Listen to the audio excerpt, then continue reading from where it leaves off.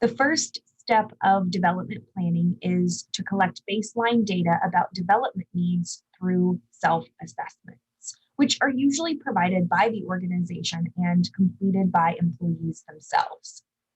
These assessments help people determine their career interests, their values, the things they're good at, their behavioral patterns or habits.